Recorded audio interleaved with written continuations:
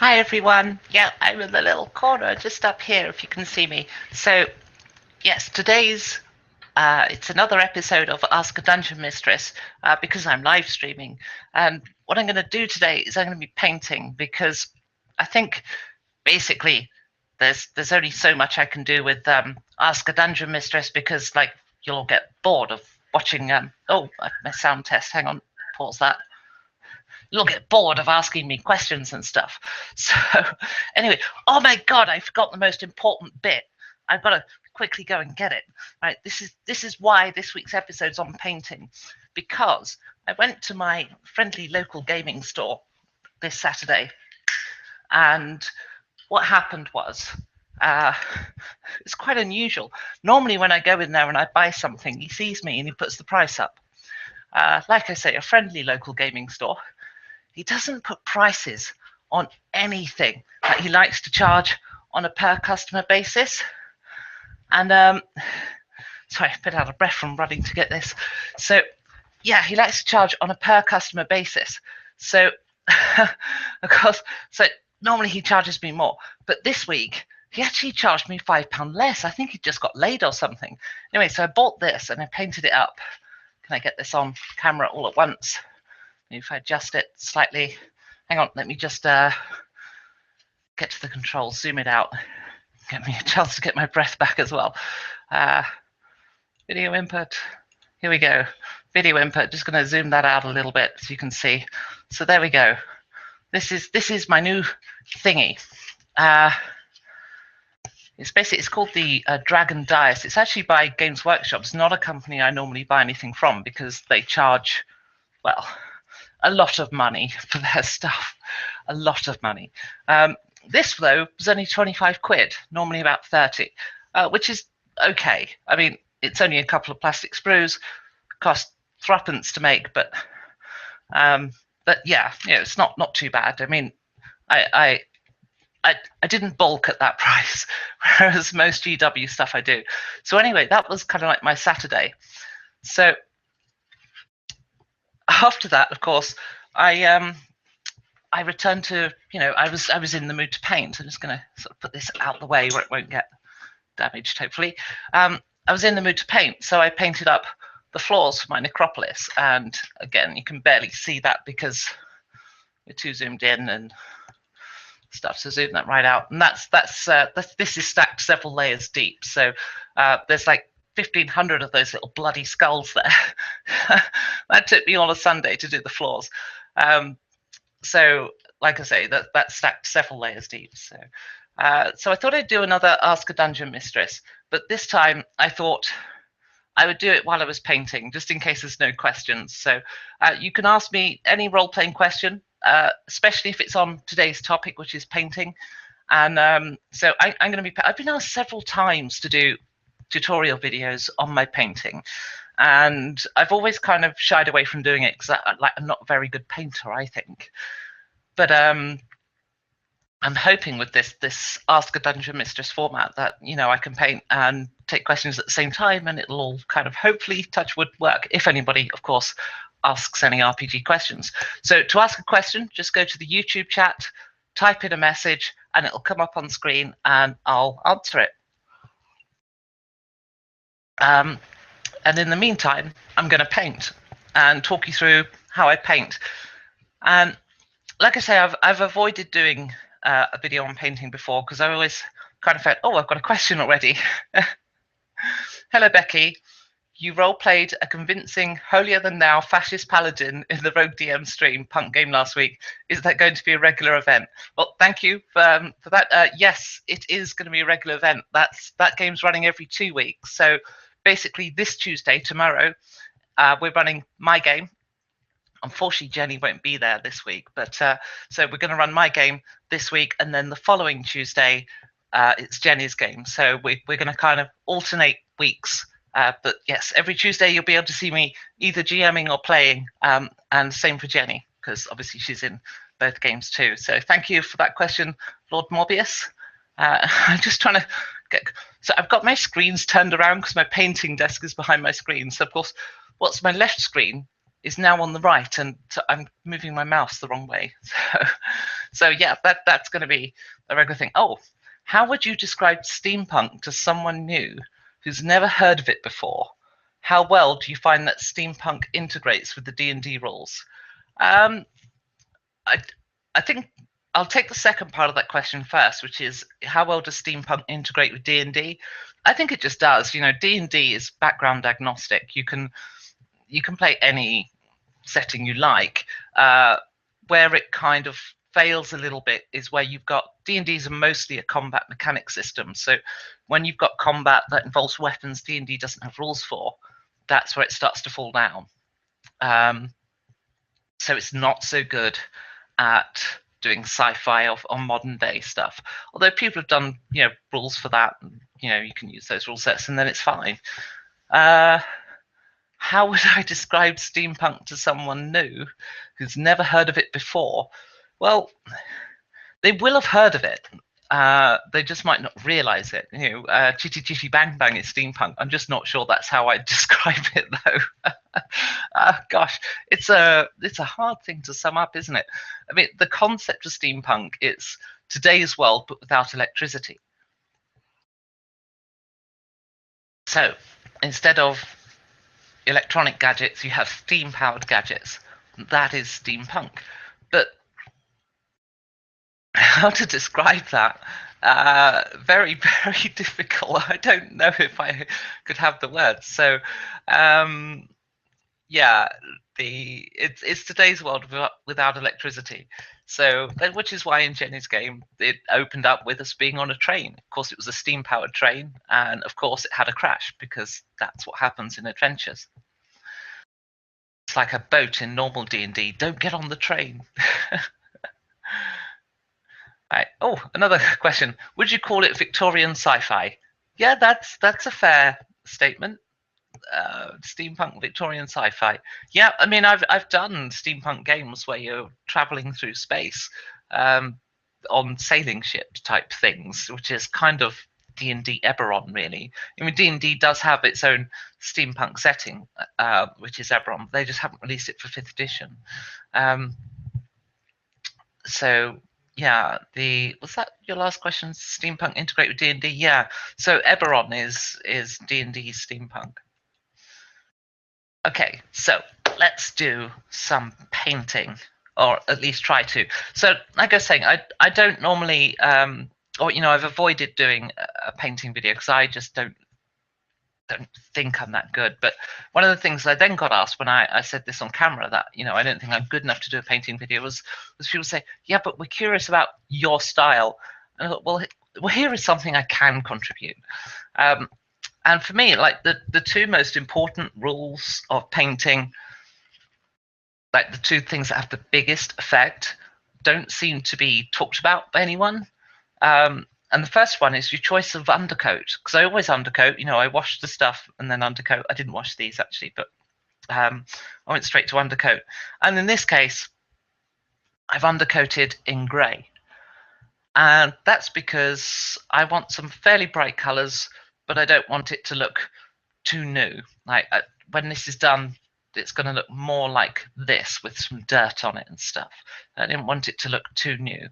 So the reason I've chosen grey is because it's the middle of the three shades that I would use for doing undercoats. I also use white if I want it to appear a bit brighter, and I do on occasion use black if I want the colours to appear muted. And so that's something that I've never really seen commented. But yeah, I use a grey spray primer for most things. That's my standard approach. And as you can see on these ones, I ran out. So there's some surfaces that don't have much primer on, but I'm okay with that. I'm probably just going to ignore that. I may just brush on some grey paint instead, depending on how the paint goes on. But actually, this resin, the paint takes to pretty well anyway, so I probably won't bother too much.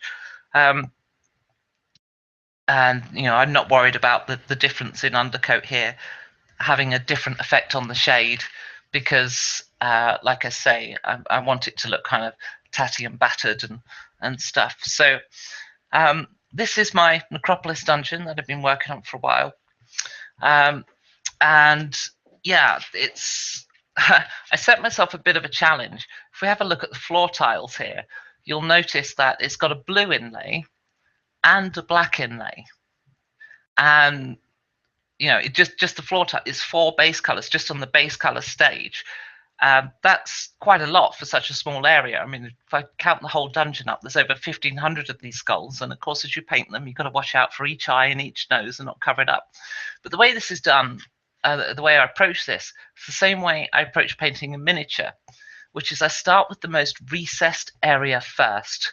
And that's really important, because what tends to happen when you're painting, if I had already painted this surround, for example, around the edge here, and I wanted to paint inside, I've then got a brush with paint on that I'm pushing past a painted surface, and that risks overpainting.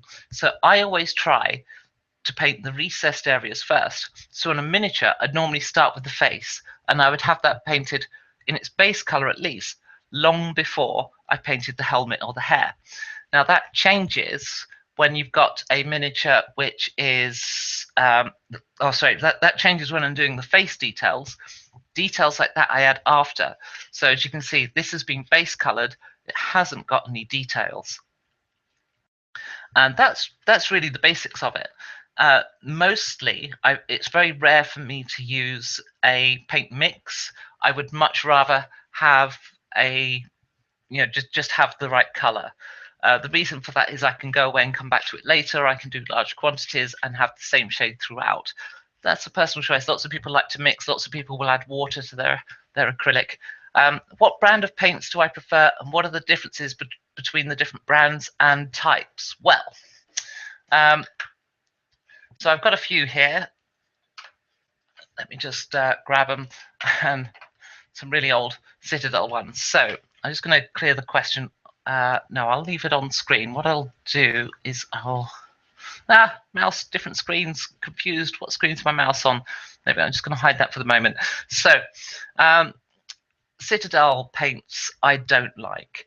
One of the reasons I don't like them is they tend to be extremely watered down. I've had Citadel paints before where I couldn't even see what I'd just painted. They were so watered down.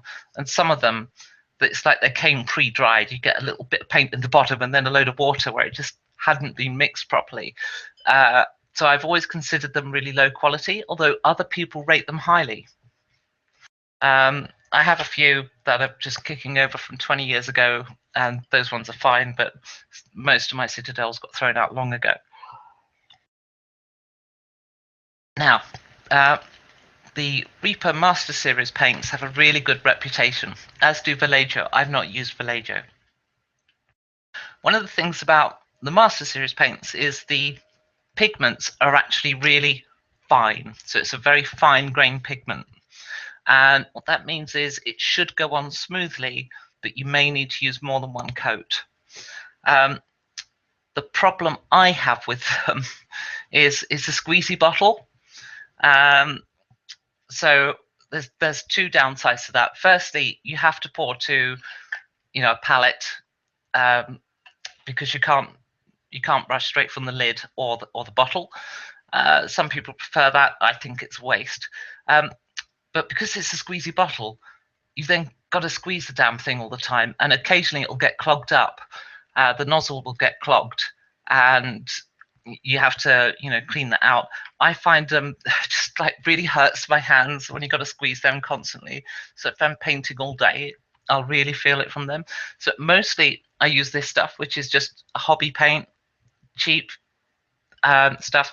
Now this is quite a coarse grain type of paint, so it can go on a little unevenly at times. But when you're doing scenery, I find that's preferable. I don't want my scenery to have a constant feel of color.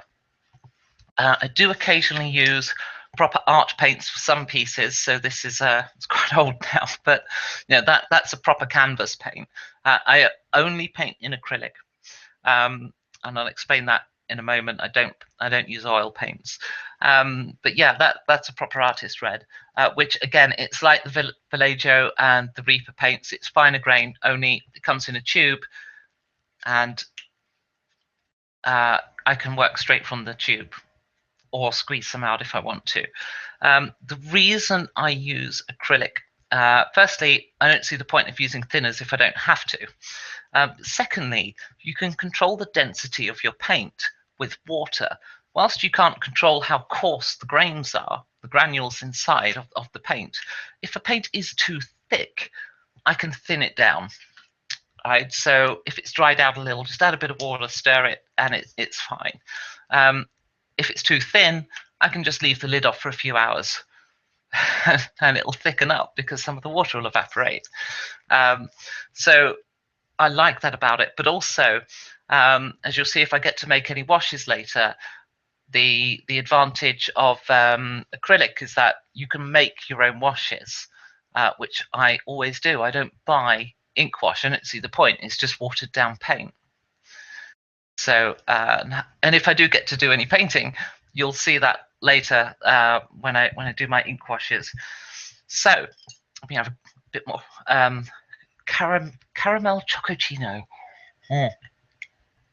which is delicious, and I've not had any sweet coffees for ages. So the way I've been doing these pieces here, and you see I've got this blue writing. This writing is actually engraved into the piece. It's very, very shallow though, so it's quite tricky to do. And I'm hoping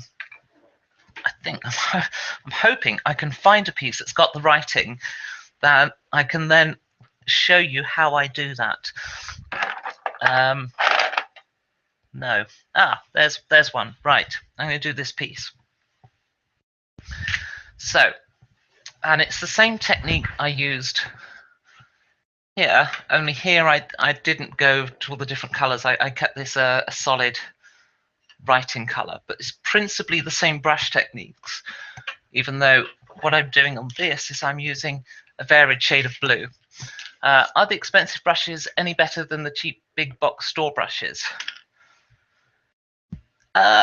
Technically, yes, but it depends what brush techniques you're going to use them for as to whether it's worth paying the extra. I tend to have a mix. You know, I've had expensive brushes that turned out not to be very good as well. That's the other thing. It can be variable. So yeah, I mean, what I tend to do, my large brushes, I tend to just buy cheap stuff. I buy lots of multi-packs. I have a lot of brushes. And then occasionally, like I've got some nice ones here. They're not that expensive. I think they're just kind of middle of the range brushes, but I'm keeping them neat and tidy. So just for doing my detail work and stuff. But when it comes to my larger brushes, something like this, I mean, you see the ends knackered and so forth. It doesn't matter.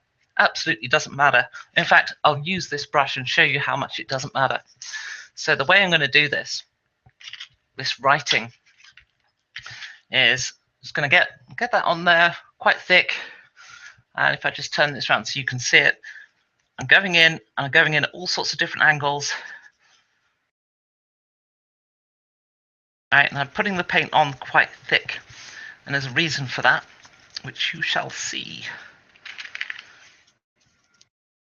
Right, I'm just trying to get it into all the angles, really work the corners, because it's very fine writing this in the mold. It's very shallow. So I'm just that's what I'm trying to paint. I don't care about the other surface. This is what I mean by painting the recessed areas first. If I'd have tried to do this writing afterwards, I'd have been doing it with a toothpick, which I do on occasion. I do some details with toothpick on some stuff. Tend not to need to do it on scenery though. I think we've got that. Right, and then what we do is we find our dark blue. Let's go to the other extreme. And with this paint still wet, just going to slap some of that in there. And now I have various shades of blue on that surface. Now, I've got to wait for that to dry. But when that's dry, I'll show you the brush stroke that you need to do.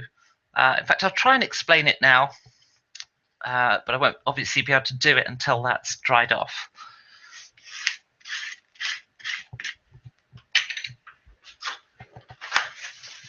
Right. So if I just grab this again, I'll show you the way to do it. Now for this, I use a flat brush. And this is currently one of my, oh no, this isn't. This has got those wiry, bristly brushes. I don't like those. They don't work very well for this. What you want is a brush like, where is it? Ah, there it is. Brush like this. So it's a soft brush and it's flat. That's an important part of what we're about to do. That's a flat brush. So when you're painting the letters, the temptation is to think, oh, it's a flat brush. We hold it as flat as possible, right? But that's not how you do it. What you do, very lightly, you go across the lettering. So you go across the gaps, side to side. By doing that, you're less likely to get inside. I brush as lightly as I can, and I actually do it quite quickly. You know, I would cover that surface really in I mean the whole of this, when I did this whole base here, which has got writing all the way around, that took me 3-4 minutes or something. It didn't take long. I just get that safe again and out the way. Got it. So that's the technique for it, and that's how I did all of these. These were much harder because the writing was just so shallow. But now what you can see here is I have some surfaces here. I've got some specks of blue, and I do want to tidy those up. So I guess you can see the technique on this. And what white was I using? Bleached white. Where's my bleached white? No. So I have quite a few whites. I have the snow white, the antique white, and the bleached white. Where's the bleached white? There it is. Okay. So all I'm going to do is I'm just going to get basically I'm going to get the white where there's no writing. That's really what I'm aiming for here. So particularly these brick gaps. So I'm just doing the bits that basically, when I was doing my very light brush over, I missed these bits, this vertical.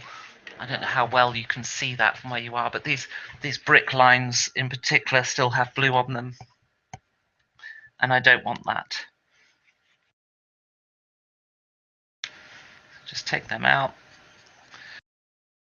It's a little chip there that where it needs to come out. Do I have a technique for painting a marble finish on stonework? I've never got it to look right. I was tempted to do marble on this actually, but I couldn't do it because of the recessed writing. If I was to do, because basically one of the things you need for marble is you need wet paint. So the basic principle, if I just show you roughly down here, and I've never particularly done much of this, but you get, really solid amount of white in there. Then we get, I don't know if I can do this with a small sample, but just very quickly, then you get your paint here, and I haven't got enough in there, but it's that kind of approach. So you kind of want to be able to twist the brush around, but you need a much smaller brush than what I just picked up there, and you need it to be thicker than what I would normally paint on a miniature, which is why marble is so hard, because you've got to kind of go really thick with it to get the base color down, and then you kind of swoosh down with your brush, twisting it as you go, and a small flat brush would work best for that. But yes, it's something I tried to do on this. I just couldn't do it with the writing behind. So yeah, limit of skill reached. Where screen's my mouse on? I have no idea. Let me try and figure this out. It's the right hand screen, which is on the left, and it's the left of the crikey. So yeah, it's a tough thing to do. I'm still not sure I would be able to do a marble effect at this scale, which is I think part of the problem with it is just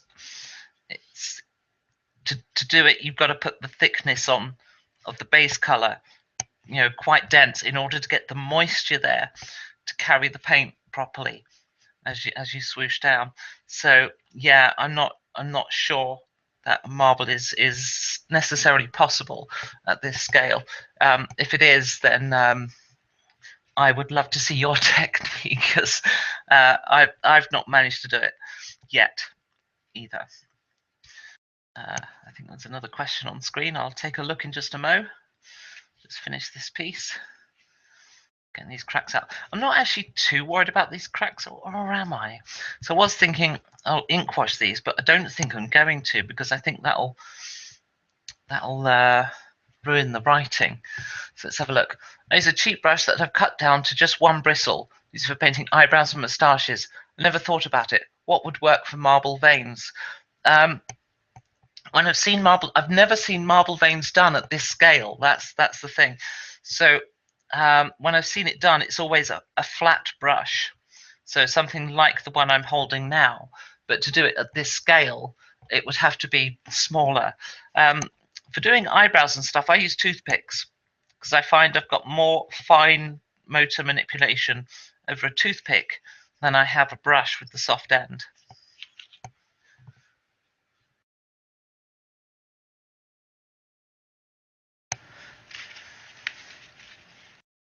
Okay, so I don't think I can necessarily do this too much. I think what I'm going to do with these is I'm going to do an ink wash to do just the cracks, which is going to be quite time consuming, but I think worth it. So yeah, I think I'll pause there on that. I don't think it's because I'm just going to go over that with black. So that's probably going to take much longer to dry. Yes, it is. So what I think I will do next, I'm just going to do, I want to finish these wall sections off, these ones here that I'm holding. I've got two types of wall section here. I have ones with these recessed mummies, and I have one that's just sort of writing on the back edge, and they've both got that on the front. So you can see the technique that I'm going to do here for the skull. What I've done is I've just painted the whole skull, in this case red, because I want these to have a red inset. And then what I do afterwards, I'm going to paint the outside, and then I'm going to paint the skull white. So looking at that, it would be easier to paint this than it would be to paint the base, because when I paint this upright, there's a chance I'm going to hit the base. So I'm going to do those first, and I'm painting those black on this dungeon.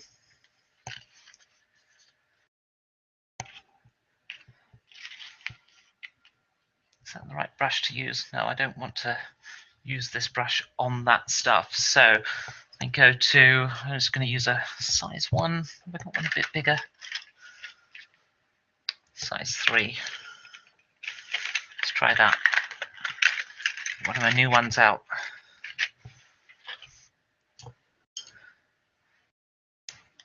Okay, just break that end in because it seems to have ended in a point.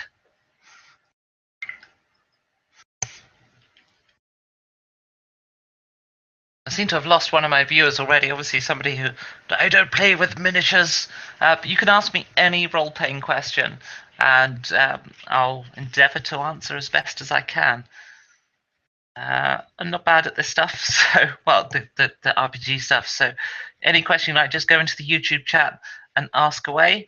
It's only been Lord Morbius so far, but in the meantime, in between questions, I'm just going to paint. And you get to see my necropolis during manufacture. For anyone who saw me sculpting the floor of the necropolis in an older video, that floor is part of phase 2 of this dungeon. So yeah, I'm going to make some molds and cast that up, but for the time being, I'm just, like, for the first stage, as it were, I'm just going to go with the 2 floor designs that I already have. So when I did this before, I used I think I did use a larger brush and then flattened over it. Those are interesting wall sections. Do you cast your own or purchase them? If purchased, where can we, your loyal viewers, butt them? I'm sure you mean buy them. Yeah, these are secret weapon miniature sculpts. It's a temple. They don't make this one easy to find anymore, but it is still on their website. Um, the basis of my necropolis is the secret weapon miniature Temple of the Sun, I think they call it. And what I've done is I've bought several sets of that, and then I've made some molds and sculpted some more, basically, I've cast some more and then customized some of the stuff. So I've got a few custom bits. Although what you see me painting here, these are standard parts, these wall sections. So that took far too long doing it that way, and I'm not happy with the coverage, so I'm using the wrong size brush. Although it's partly possibly because I'm talking, and that's something of a distraction. So let me go back to the larger brush. So yeah, this is a fairly standard dungeon set. It's a plastic set, so it's pretty strong, and I quite like the design. I think it's a very pretty dungeon, but it does have a lot of detail, and that in some ways that can be bad because, well, even on camera here, no, there's a question on screen. Oh, right. Unfortunately, the way that camera's positioned, if I lift that up, maybe you can see in between in between me answering questions. So this particular dungeon set, it's one of the cheaper ones on the market actually, but the level of detail on it, you could do what most people, and this is actually one of the other big tips I've got for painting scenery. If you have a look around on at pictures of different people's dungeons, almost all of them, whether they're a castle or a dungeon or whatever, almost all of them are grey. Now people tell me that my dungeons look good, but if you notice, the only one that I've got that is grey has a serious amount of customizations on it. Like, it's got serious resculpting going on. All of my dungeons are different colors. I have my woodland dungeon, which is green. I have my barn dungeon, which is brown. My standard dungeon, my sort of my dwarven forge, regular dungeon set type thing, that's yellow with grey floors. All of my dungeon, my cavern set is mostly sort of yellows and browns. My other cavern set is black. Be adventurous with colors. You look at this dungeon, I've painted the floors terracotta for terracotta tiles. Don't paint grey dungeons because you think that, oh yeah, it's a dungeon, therefore it's grey. This just seems to be this sort of default go-to color, and to be honest, it's boring and dull and neutral and doesn't have any life to it. And if you're gonna, 3D dungeons are quite expensive, so if you're gonna have, if you're gonna spend that much money on it, you want it to be a centerpiece. You want it to look amazing. Okay, so Lord Morbius asks, Drow elves, is it a racist element in the game that all the dark-skinned elves are chaotic and evil, and the light-skinned high elves are not? Well, kind of is and isn't. I mean, it actually dates back to Tolkien.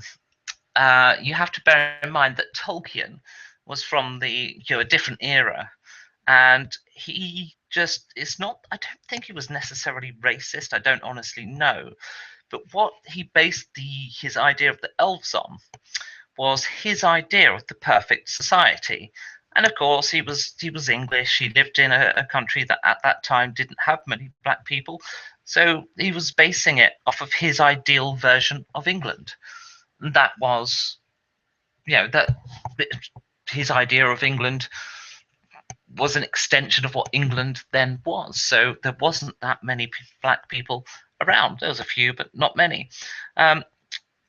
But interestingly, his first orcs were not green-skinned or dark or anything like that. He did have some black orcs, but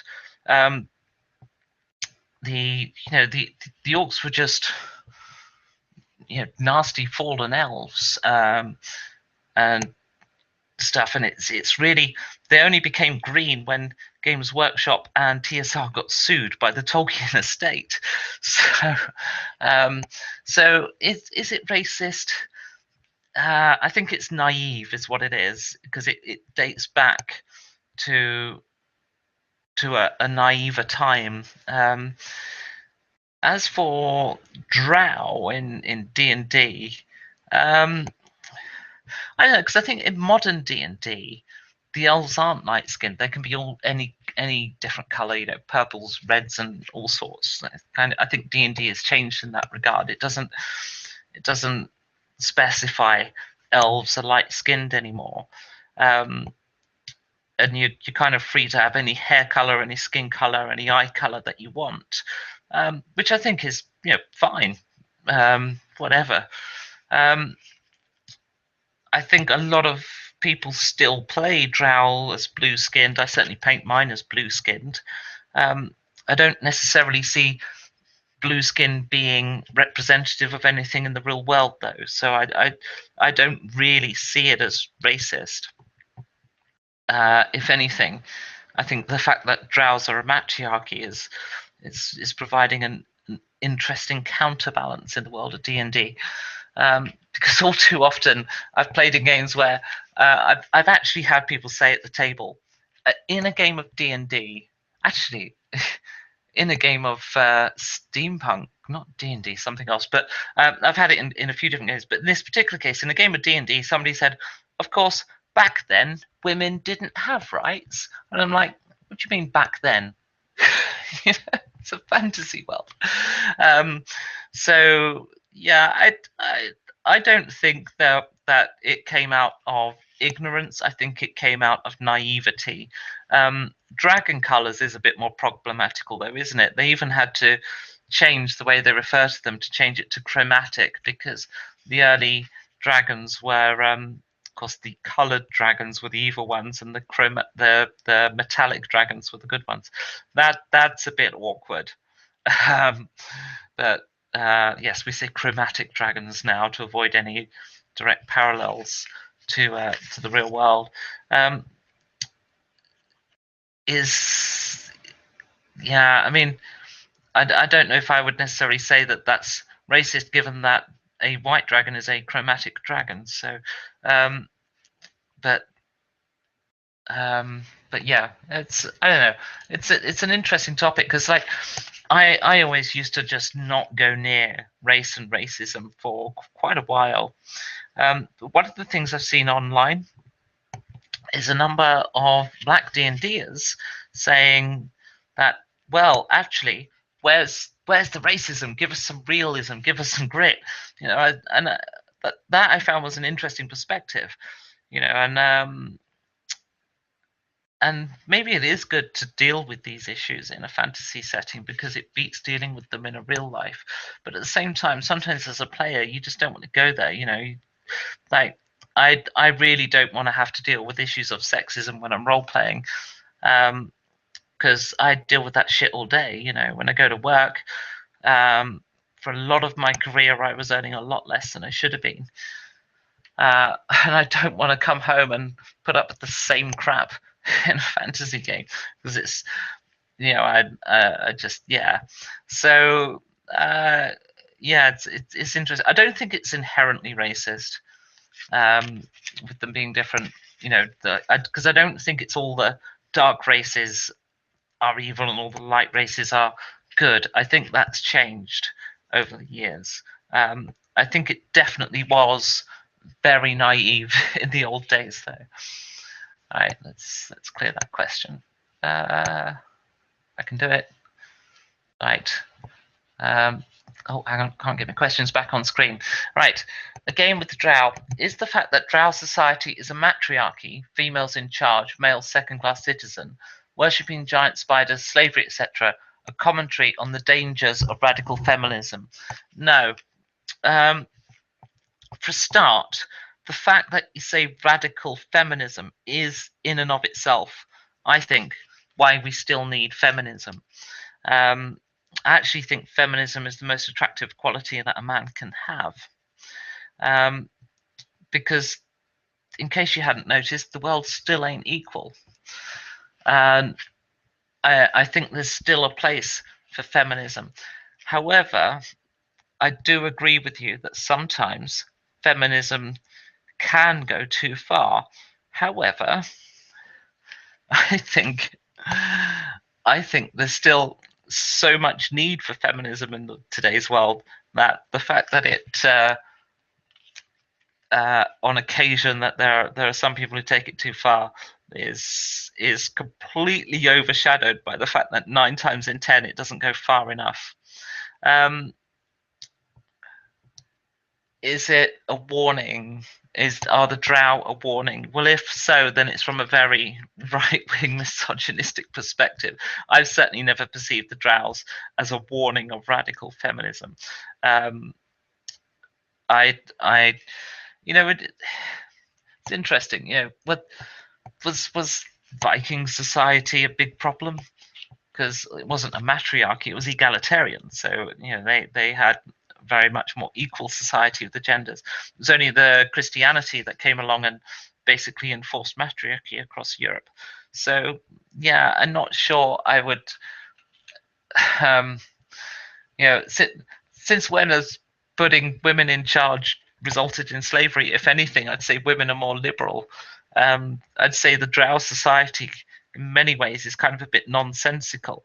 It's not representative of anything we've ever had on this earth. So no, I don't think it's a warning at all.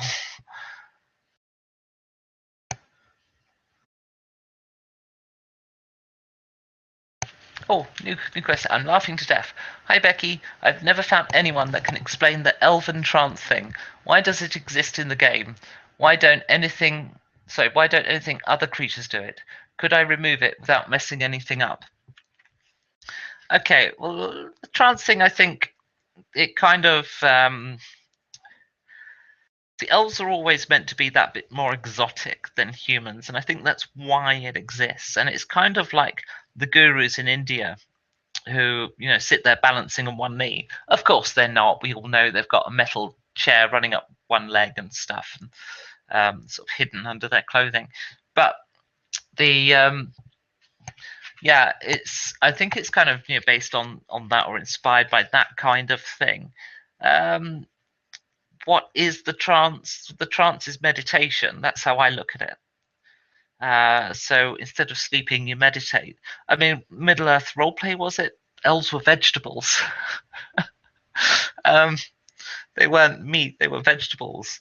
Their bows they grew out of the ground as plants. Um, I think I think people have had fun with elves over the ages just to try and make them as different as possible to humans. Is it something you could remove from the game? Sure, I don't see a problem with that. To be honest, I've played a few elves. I've never really gained an advantage from being in a trance.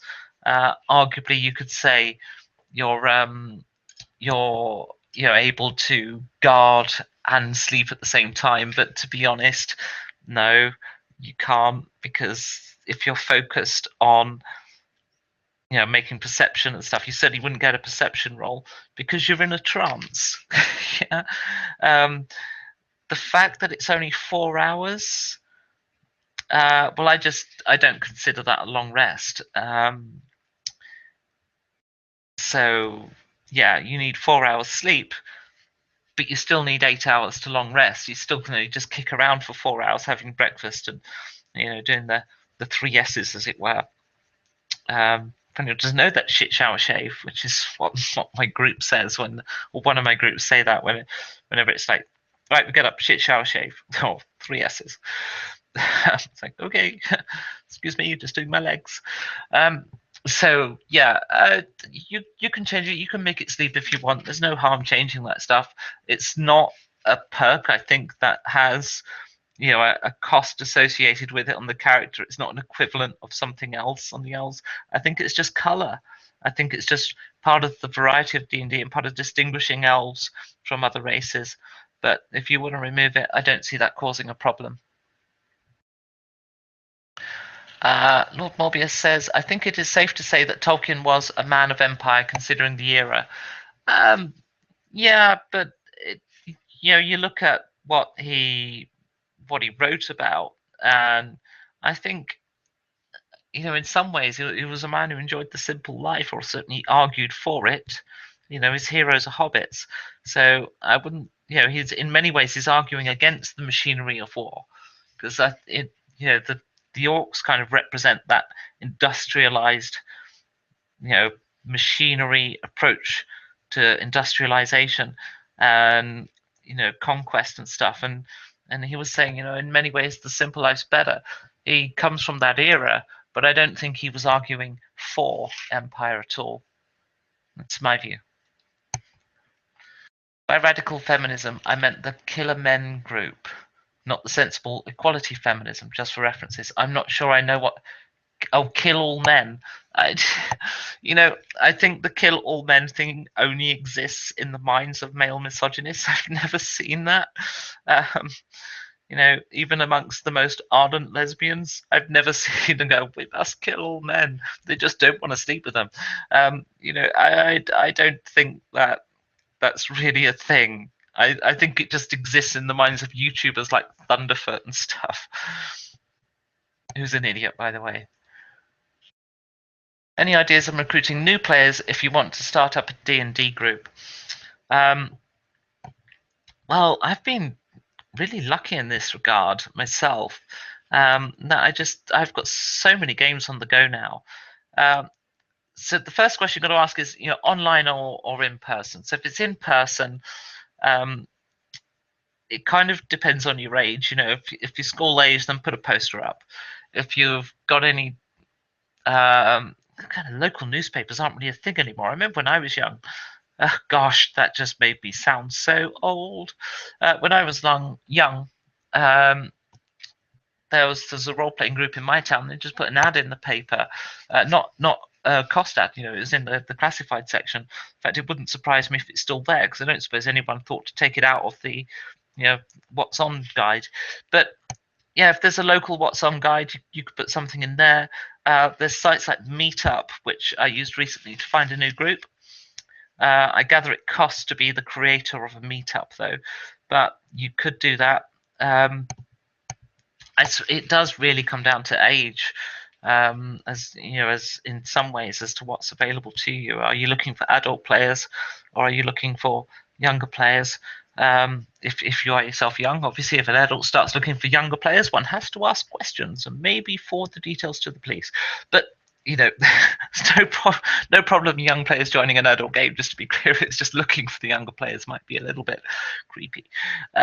Anyway, so yeah, I used Meetup recently. That was quite good. If you're online, then there's a few Facebook groups if you're looking to do online gaming. One-shot groups, pretty good.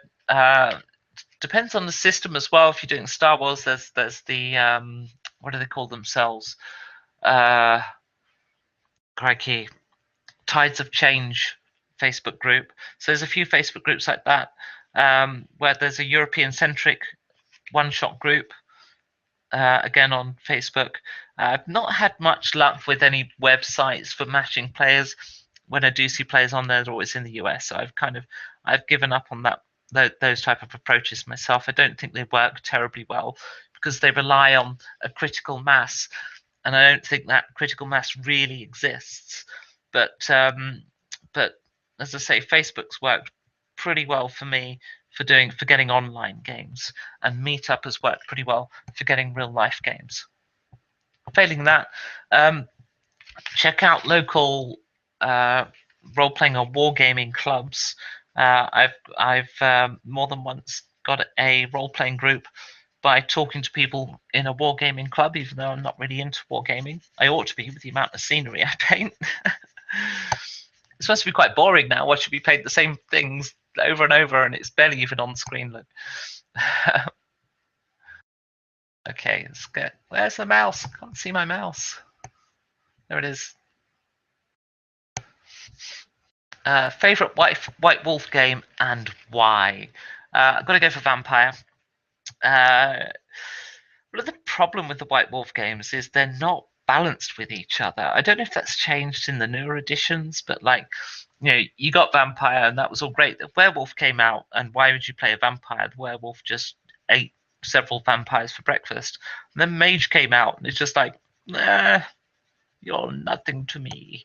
Um, so yeah, I think vampires, because like when you ignoring Twilight, God, what a rubbish film. Ignoring that kind of side of the genre, and I don't much like the politic side. Um, I like to play vampire more in the kind of D&D vein. Here's a problem threatening the food supply. Go solve it. Um, the Because that whole format of storytelling just works so well. Is this even on camera? Barely. Grr. It's not working terribly well, is it? What if I drag the questions up a bit? Oh, where's mouse? What screen are you even on? Right. I'll just make them a little bit smaller and move them there. See how that works. Um, one of the one of the things that really just changed Vampire for me, though, was I did this campaign that just went on for about 2 years, and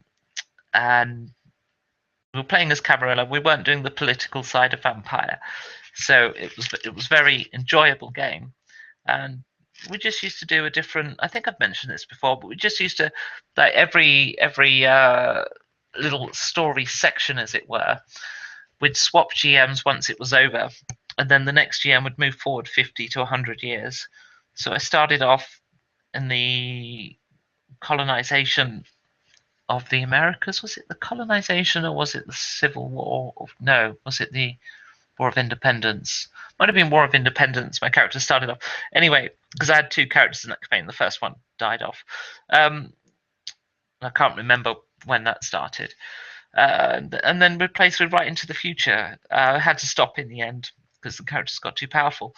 But I have very fond memories of it. And I even did it again with another group. We went from 6000 BC to we went past the birth of Christ, I think, but I can't remember what happened after that. We changed game. I think we started playing Numenera or something. So that was the end of that campaign. But yeah, that was with a different group, actually. We just thought it'd be a cool idea to do it. So yeah, that's my favorite White Wolf game. To be honest, werewolves and mages and the others, they just don't interest me as much. I think with vampires, you've got such rich lore that the only other one to have any kind of lore really is the werewolves, and they're not as cool. They don't have Kate Beckinsale dressing in tight leather to do a werewolf, do they? That's the domain of vampires. Werewolves are more dogs. I'm a cat person. So, yeah.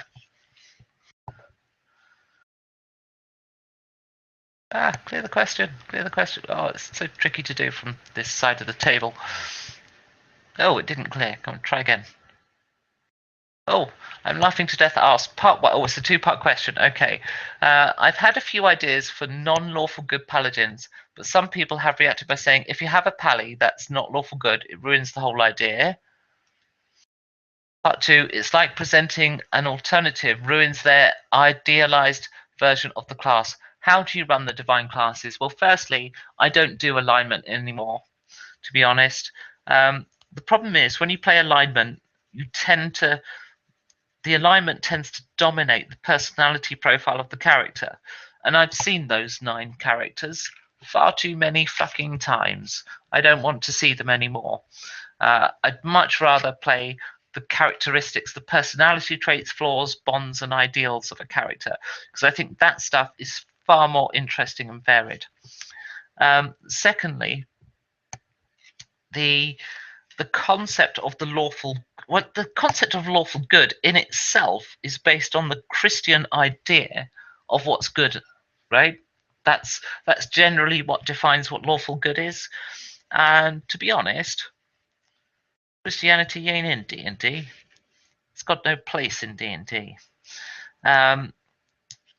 I've said many times, everyone thinks they're lawful good because, not necessarily lawful good, but everyone thinks they're good, that they're doing the right thing. And we mostly think that we're at least mostly lawful, even if we don't observe every law, speeding cars for one thing. So I think, is this even on camera? Should I try to move this to a different spot? I mean, how much of this is even visible? I have no idea. Right, let's try this angle, see how this comes out. There we go. No, there we go. Right, so somewhere around there. Yeah, so everyone thinks they're lawful. Everyone thinks they're good and mostly lawful. So still managing to get that off screen, aren't I? Crikey, let's come even closer. All right, that's as much of an angle as I can do on the camera.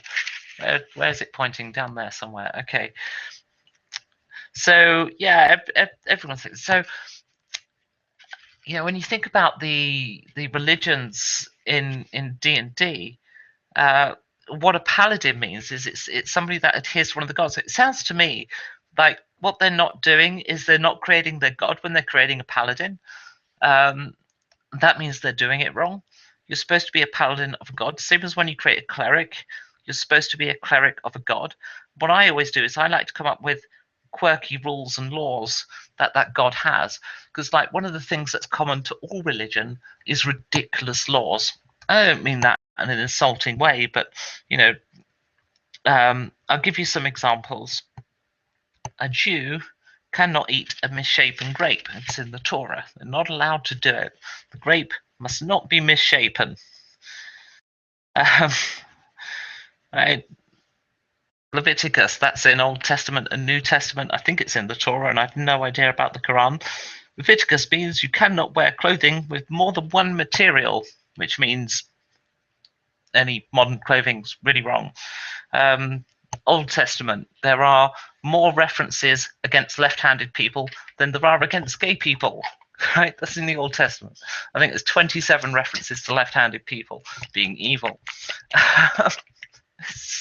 So what I like to do when I play one of these classes is I come up with some odd religious laws that my character has to follow. And there'll be weird things, strange things, but they'll relate to what that god's about in some way, usually. Because I think what most people do is they play it right. Paladin, that means I'm essentially a Christian, but they don't give it that name. They give it the name of good, which means they're absolutely playing the class wrong. What you should be doing is being, as well as generate your character, generate the deity. And that means talking to GM about what deities are available, if absolutely necessary. Sword Coast Adventurer's Guide, not a book I would normally recommend because it is mostly just the religions of gods. Oh, an endless list of gods. Oh, it's so boring. But I joined a group recently where I'm playing a cleric. So I opened up Sword Coast Legends on a Sword Coast Adventurer's Guide on a random page, pointed to it, had a look. Sure enough, I'd landed on a god. I said, right, I worship that one.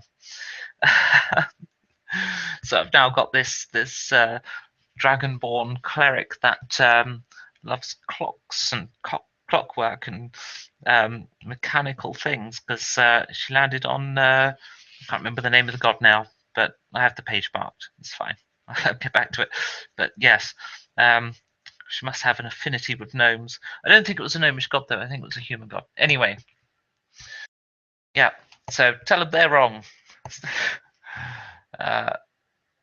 Because a paladin is simply the sword of their god. The cleric is the word of their god. All right, that's it. So if you roleplay the god, if you figured out who the god is and what the tenets of that god are, including some quirky rules, then that's what a paladin and a cleric is. So paladin, sword of the god, and the cleric, the word of the god. As a woman, when you first got involved in D&D, did you have any bad experiences from male players, or did it not make any difference? Depends, because sometimes I look better than others.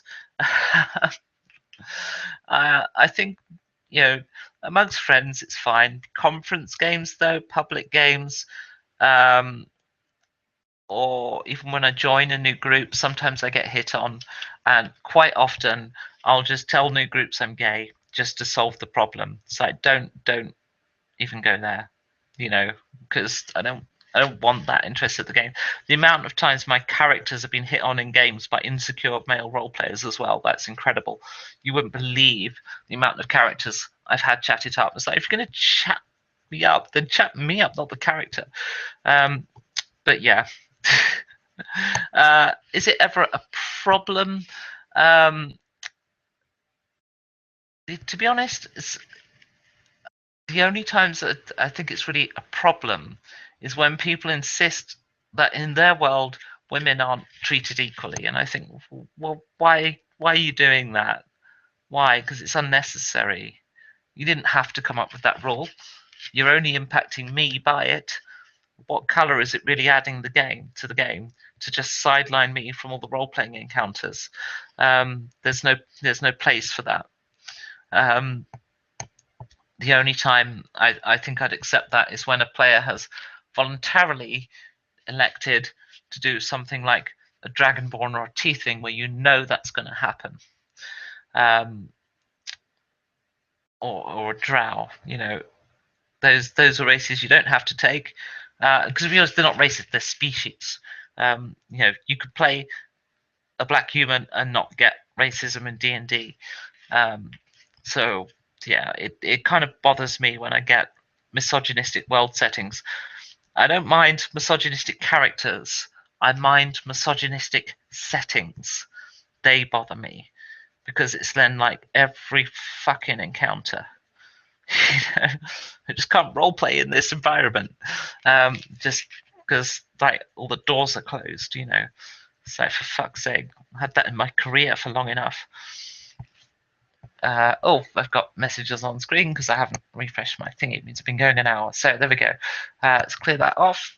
So next question. Last week we discussed sexism and the chainmail bikini. Is it just as sexist to have a barbarian clad only in wolfskin loincloth flexing his mighty rippling muscles at every opportunity? Well, it's a male fantasy, mate. So um, the the thing is, it sexism is the objectification of someone because of their sex. If the barbarian is being objectified, then yeah, sure. Um, are they being disadvantaged because of that objectification? If so, then yeah, sure. To be honest, I don't particularly like the whole shirtless barbarian rippling muscle thing. Anyway, it's not a trope I go in for. So, do I consider it sexist? I don't really have an opinion. Do I treat the barbarian, a topless barbarian, any less because they're topless? No. Does anybody else at the table? I've never witnessed that. Um, so I don't know. Make of that what you will. Um, the chainmail bikini is ridiculous. It doesn't offer protection. It doesn't. I find it annoying. When I'm trying to find character pictures, uh, and for playing online games or something, I don't want these pictures coming up in the search results because I would never use one of those pictures. It's just annoying. I want to filter them out because I would never use one. It's not what I'm looking for. Google, please understand. This is not a fantasy picture. This is fantasy porn, and it's not even that pornographic. Get it off my screen, and not in, I don't want it. Um, do women get treated lesser at the gaming table? Yes, I've seen that. Not by everyone, mostly in public games, but yeah, I've seen it. I've seen it. Have I seen a man get treated lesser at the table because they were a man? No. Because they were an idiot? Yes. Uh, yeah, there you go. All right, let's.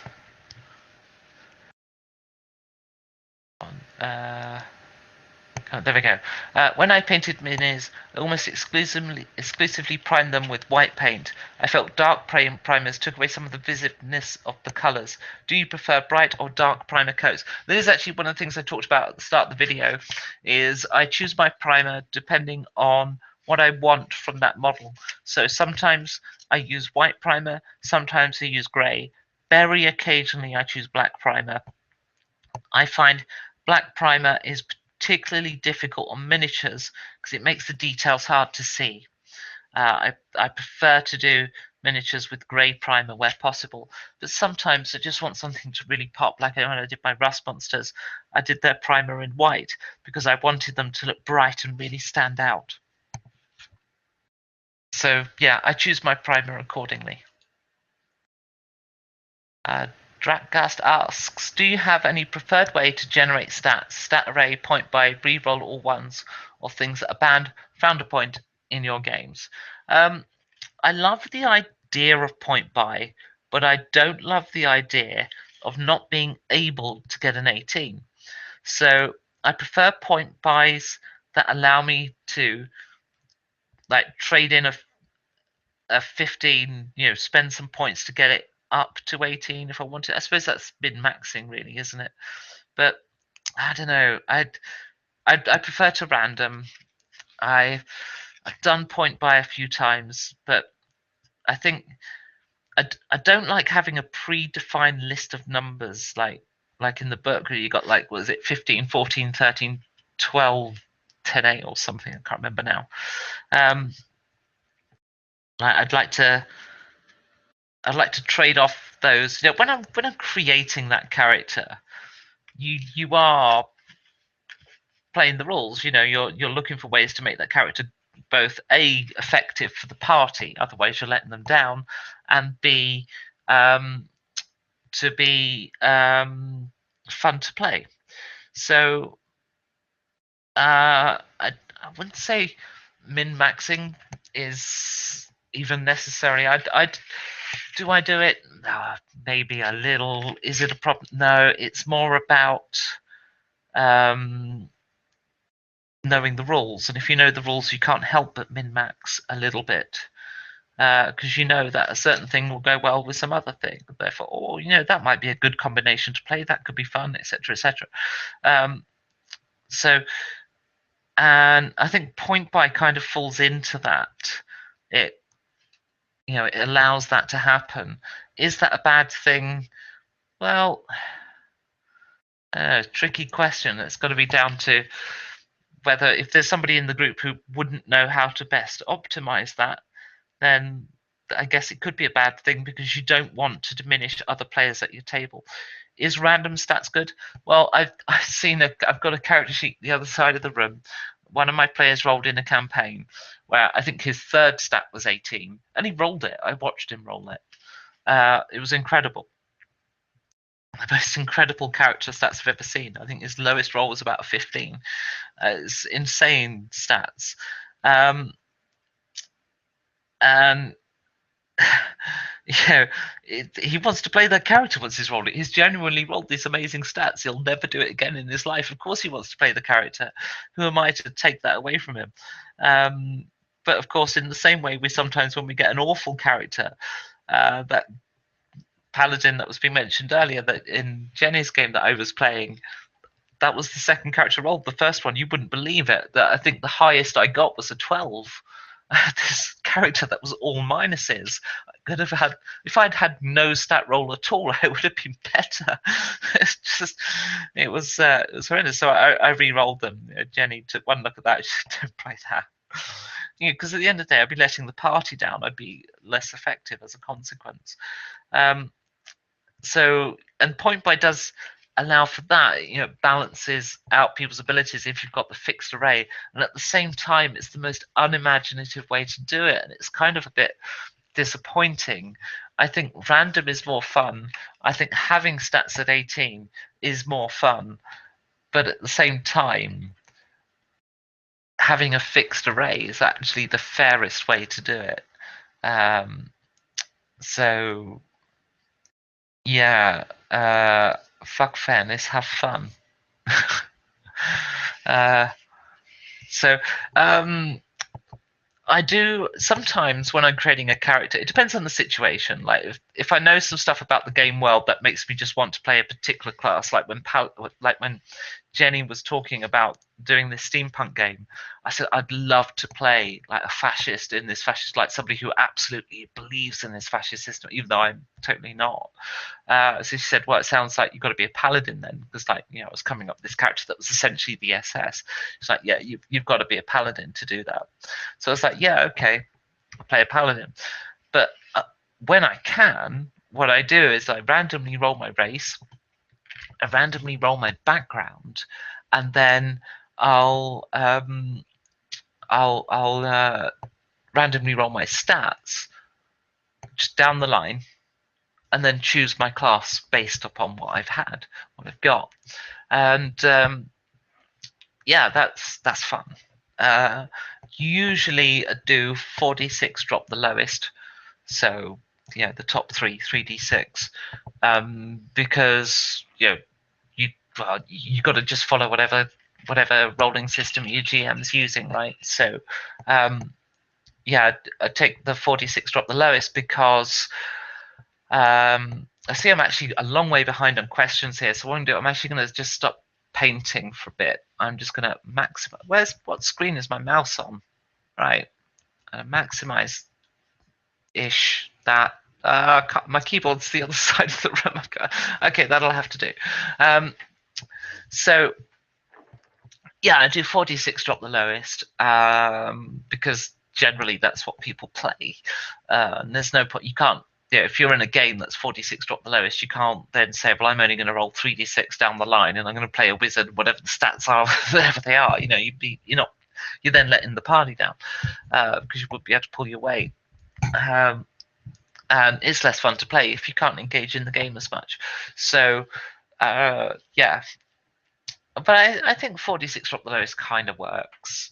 But I would love to do a hardcore game. It's just 3d6 and then see what you get.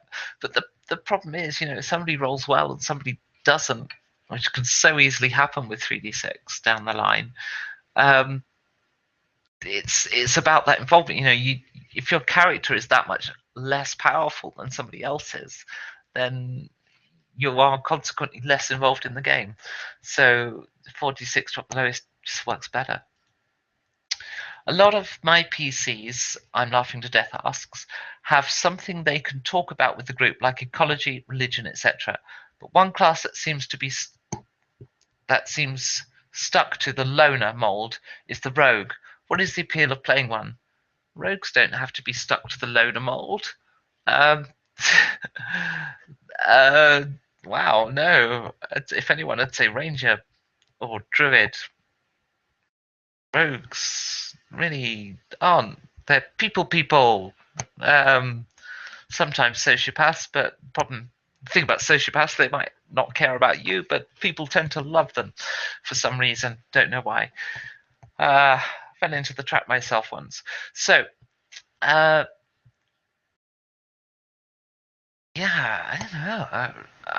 I don't know if I've seen the same thing, to be honest. I think I don't think rogues are loners. And I don't think I've seen one played that way.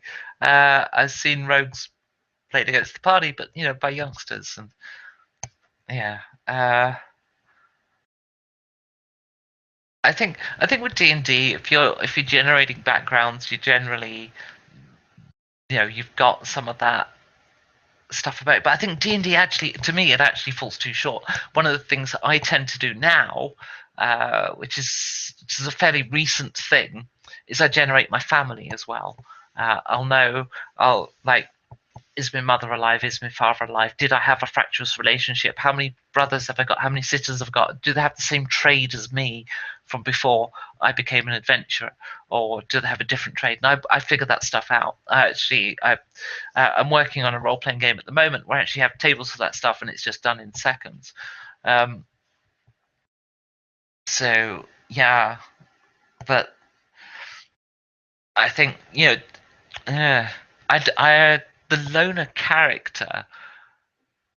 I you see, I do, being a loner doesn't necessarily mean you're not role playing. Um, what tends to happen though is the ones that the mute character. Oh, I've mentioned that before though. Like, don't play a mute character. Um, Actually, I got commented on at a role playing group I went to, and I was actually, to be honest, I felt like a mini celebrity. I thought I was going to end up doing autographs at the door or something.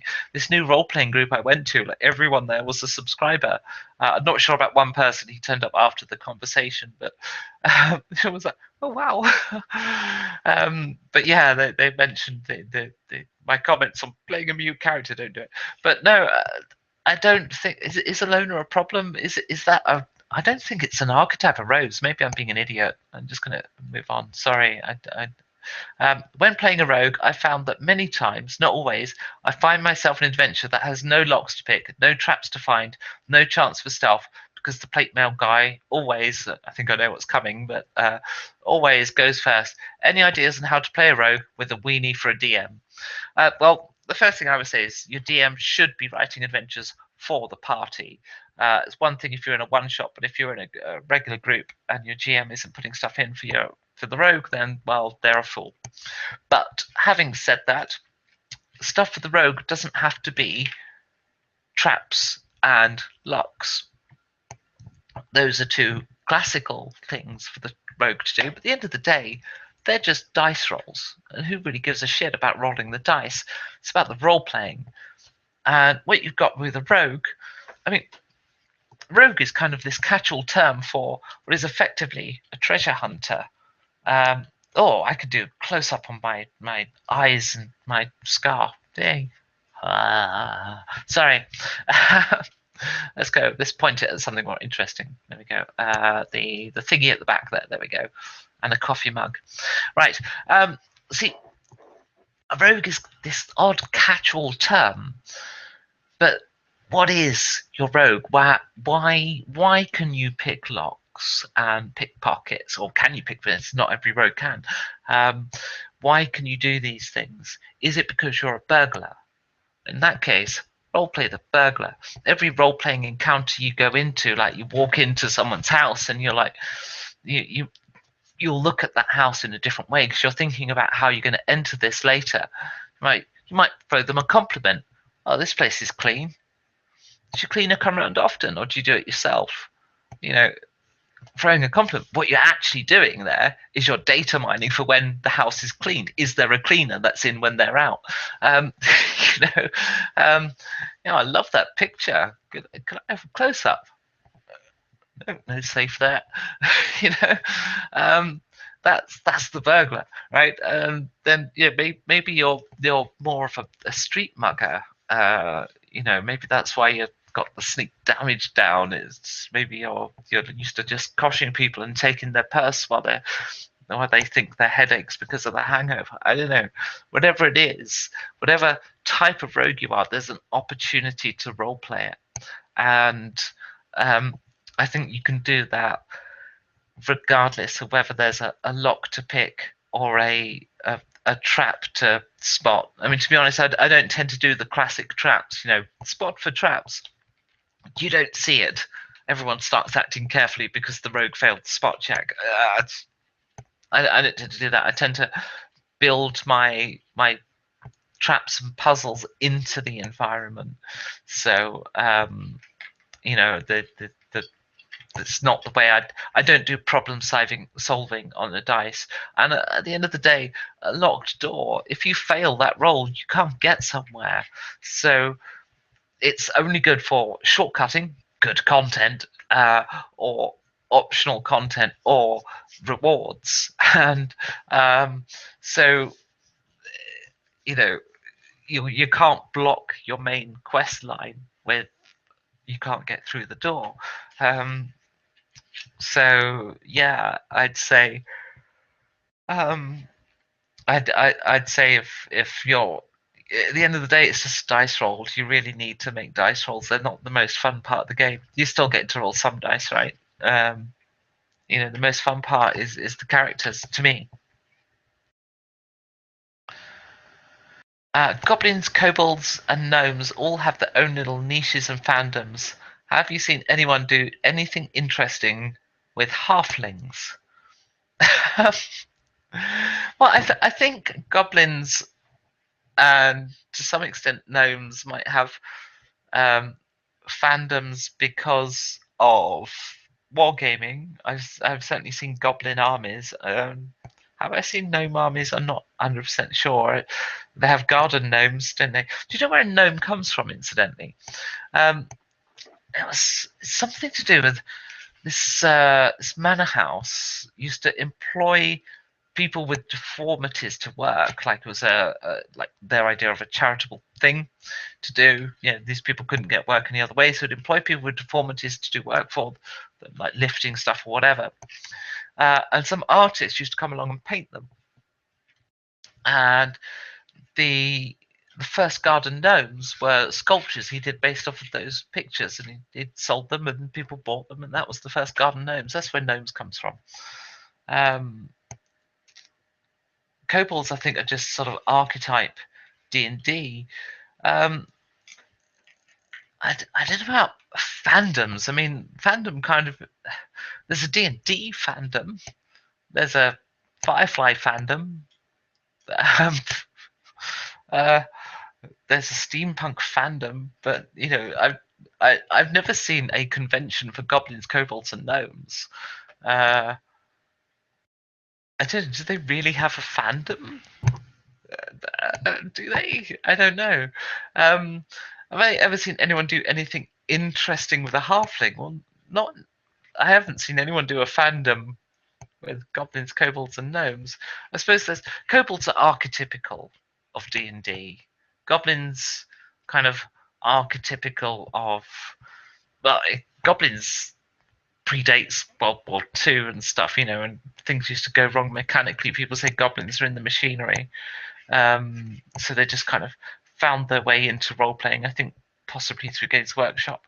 So they're all archetypical of something or other, whereas halflings are archetypical of Tolkien. I guess it's probably a different thing in New Zealand. It's very, very popular around a certain village. I, uh, I'm not from New Zealand, nowhere near Hobbiton. But yeah, saying that, I have seen people build hobbit holes. You see them on news sites occasionally. There's been a couple of times that that's happened. One of the things I think they were having to tear it down because they didn't get proper planning permission, which is such a shame. But yeah, people build hobbit holes, so I think it exists. Ish. Lord Mobius. Rogues tend to roleplay in disguise a lot of the time. They make good spies, pass themselves off as someone else. You don't introduce yourself as a rogue thief. Yeah, I think it's because the class name is actually in some ways wrong, because it's kind of like the head of several other subcategories, like say burglar, mugger, pickpocket, fraudster, a long con artist. These are all different types of rogue. And no, you'd certainly never walk up to someone and say, I'm a criminal. um, Although you could say, I'm a treasure hunter, and people would know that you could pick locks. Um, I So yeah. Uh, let's have a look. Right, I remember there was a book, Central Casting Heroes of Old, where you could roll for a large amount of background stuff. It's fluff and crunch. Um, I think because like with the game I'm putting together, the game has no tables, but character generation is done in tables because it speeds it up. Like I was saying the other day, I started this new role playing group in person. Um, 7 of us, it took the entire evening to generate characters. Not unexpected, to be honest. That's how long it takes a new group in D&D to generate characters. You expect it to take a midweek evening and not to get any game in. But I don't think it needs to take that long. And I think part of the reason it takes that long in D&D is it gives you all of this taste of combat mechanics and stuff. It doesn't really give you a character. This concept of a background is something that feels like it was added at some point after D&D was conceived, because it was. It's something that's been bolted into the game, and I don't think it really goes far enough, because it doesn't really tell you who that character is. So one of the things I've been doing with my character generation stuff is just really try to find out who that character is, but to still give you scope to do your own stuff with it. So and I've tried to solve a number of problems with the way I've been designing it. Like, you generate characters from the same region, odds are, that you've got a fairly good chance of being able to interlink their stories and stuff. So yeah, that's excuse me. Um, and I'm not going to go into too many details about the system I'm creating and stuff. But what I will say is I got a new character, hopefully starting this week in my live play game. Sorry, in my online game, the one I'm running. So hopefully you'll be seeing her playing tomorrow, and she she used some of my background stuff for some of her character generation, and then we switched to D&D, and I think it's created a very full and complete character. So I'm looking forward to introducing her to the game. What classes or races do you find new players tend to gravitate toward?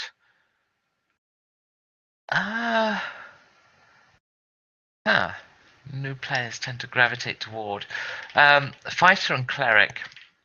I think that's kind of like the starting point, because there's two things people understand from MMOs. Is I'm one of the melee, yeah, I'll be the big tank then, because I've seen that in MMOs, and the healer in MMOs. And I think the role of healers, sorry, has changed in MMOs since the early days, when you had like EverQuest. In EverQuest, you wanted a main tank, a slower, a healer, and then the rest were DPS. The other three, there's 6 people groups in EverQuest. And I think with World of Warcraft, it's kind of like any 2 characters can kind of group together. I only played the game up to like level 50, 60 or something. I think you can start higher level now. But one of the things I noticed was that people tended to either not group, or when they did, it was just that 2 people would group together and they kind of do their own thing, but at the same time on the same mobs. And I didn't do the raid game in World of Warcraft. I didn't take it that far. But I've watched some Warcraft raids because friends do it. And because at the end of the day, it's the MMOs that often feed people into role playing. Love them or loathe them. I don't mind them. I don't want to get addicted to one again, like when they were new. And I, to be honest, I don't think that'll ever happen again. And I think the world has changed. But I don't think EverQuest in its heyday will ever happen again. World of Warcraft kind of already proved me wrong in the fact it did happen again. But I think it's I don't know if it's ever. I suppose it's bigger than EverQuest was, but I think it's bigger with casual players. I think the number of addicts is arguably less. Maybe not. I don't know. No, probably just made myself sound like an idiot.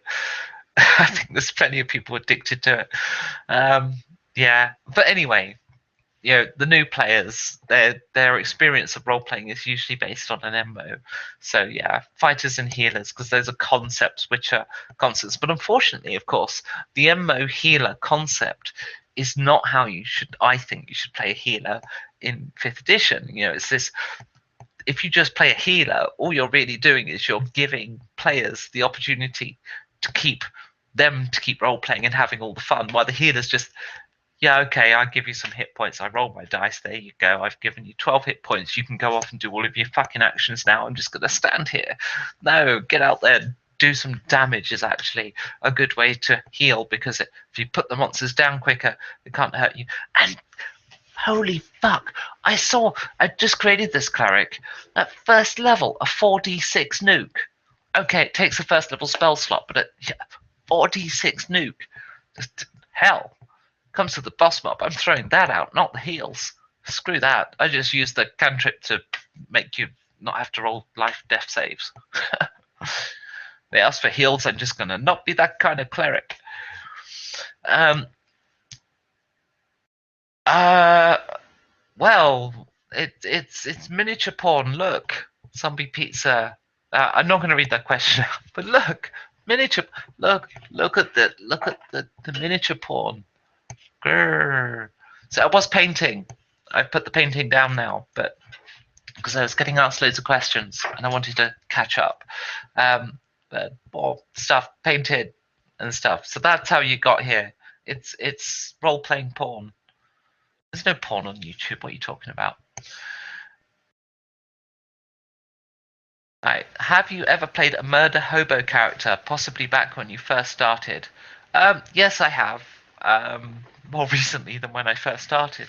Um, I think, uh, yeah, I don't know. I mean, it's not something I do at the moment, but one of my groups is um, less serious about the game. It actually can be on occasions quite frustrating.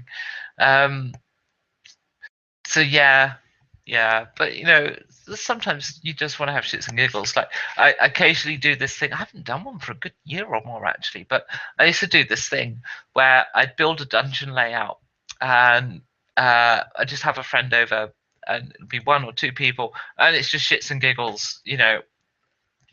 Murder, romp, maim, slaughter, and there might be a plot twist in there at some point. But I used to do that a lot with first edition. Um, and yeah, no real depth to it. Just a dungeon bash playing D&D as a board game. Have a few drinks, talk to your friends, and catch up stuff. There's nothing wrong with playing D&D like a game of dominoes, is there? It's like a pub game, in that sense. Only much prettier with all the miniatures. I'm strangely enjoying this live stream. Well, I'm glad for it. Zombie pizza, and look, miniature porn, dragon porn.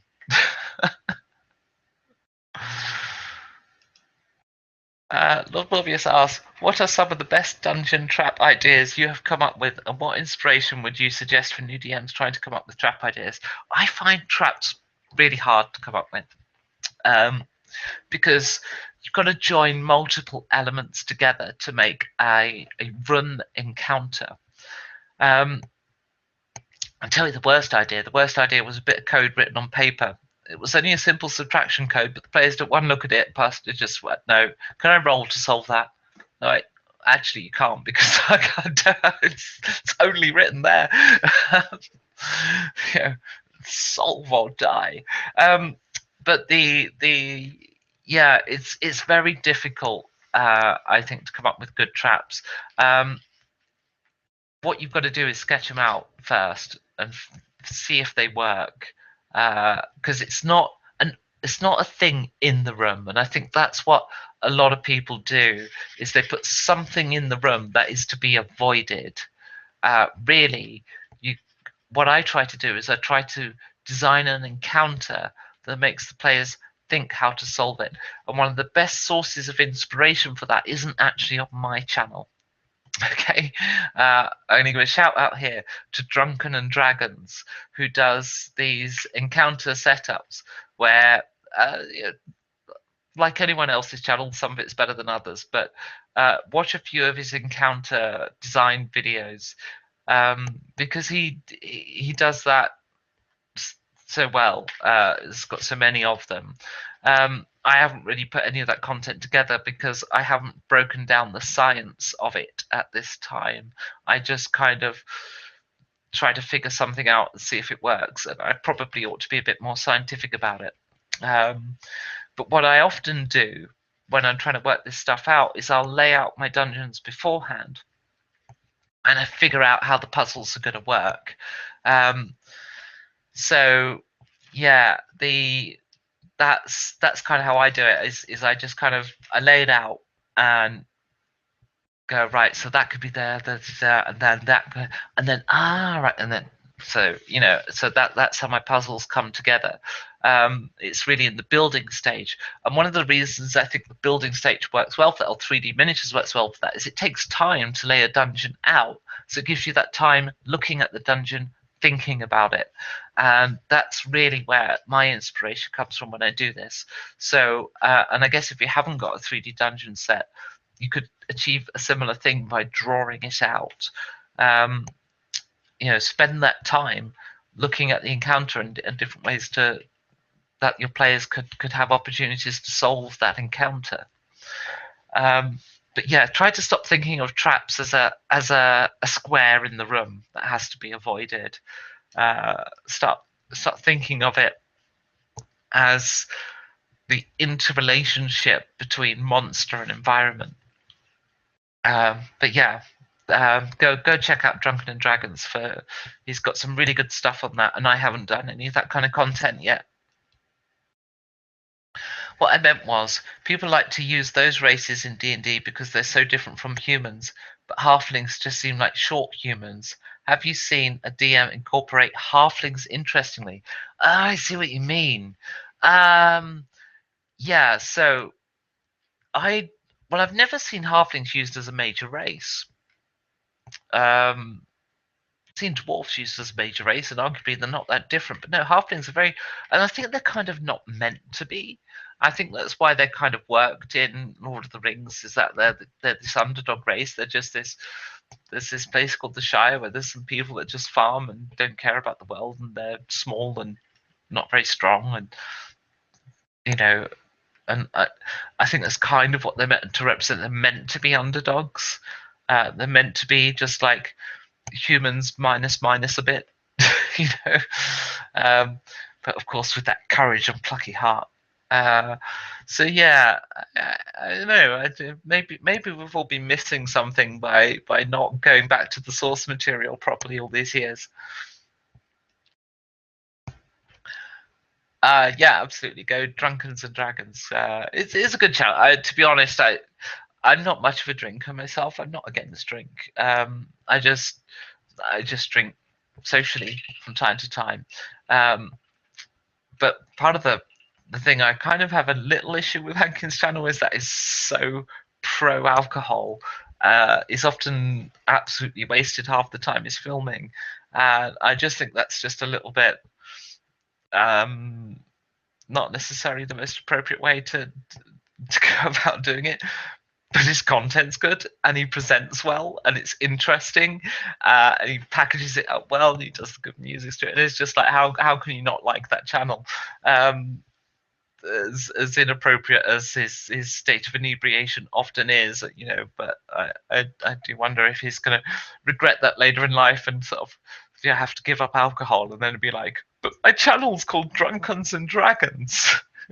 I don't know, but yeah, he seems like a quite a character though. I can imagine enjoying his games actually.